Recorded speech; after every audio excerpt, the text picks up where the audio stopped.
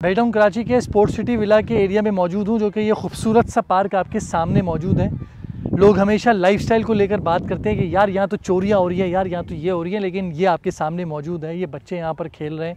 ये पूरी area surrounding जो है वो पार्क की नज़र हुआ है और लोग यहाँ पर जो है इस एनवायरनमेंट को एंजॉय करते हैं। 4 बेडरूम के बने हुए ये खूबसूरत तरीन विला, जो कि दुबई को टिट्टो बिट्टो उन्होंने कॉपी पेस्ट किया है। सबसे पहली चीज़ इसमें ये बात होती है कि यार ये मेन गेट से दूर बहुत है, तो दूर है तभी आप लोगों को सस्ता मिलता है।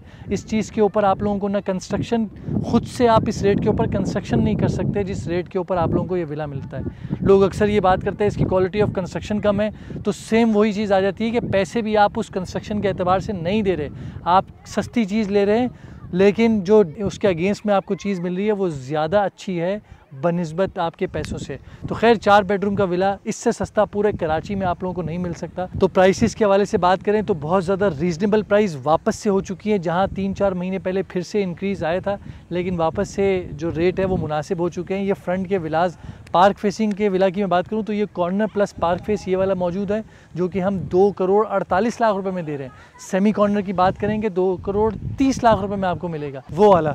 इसी तरह आप लोग जब सस्ते विला की बात करते हैं तो वो जो दूसरा पोर्शन या तीसरा पोर्शन मौजूद है वहाँ आप लोगों को आराम से 180 185 की रेंज में मिल जाएगा। और स्ट्रीट का नॉर्मल की बात करेंगे वो भी आप लोगों को 185 तक की रेंज में हम ऑफ़र करने जा रहे हैं। तो अगर तो आप लोग एक अच्छी ज़िंदगी, बिल्कुल पीसफुल लाइफ चाहते हैं, ना खड्डे चाहते हैं, ना कचरा चाहते हैं, सिक्योरिटी अपने बच्चों के लिए चाहते हैं और चाहते हैं कि यार कम पैसे देकर बड़ा घर हासिल कर लूँ, तो ये स्पोर्ट्स सिटी विला आप लोगों के लिए बेहतरीन ऑप्शन होगा। आप लोग ज़रूर इसको कंसिडर करें, लेकिन याद रहे 18 किलोमीटर दूर बैठा हूँ कराची के मेन गेट से ये फासले पर मौजूद है।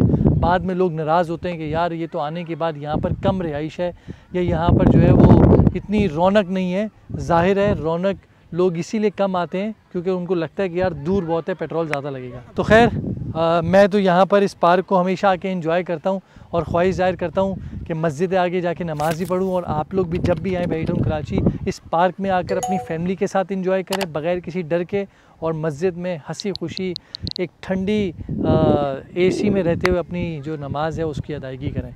खुदा हाफ़िज़।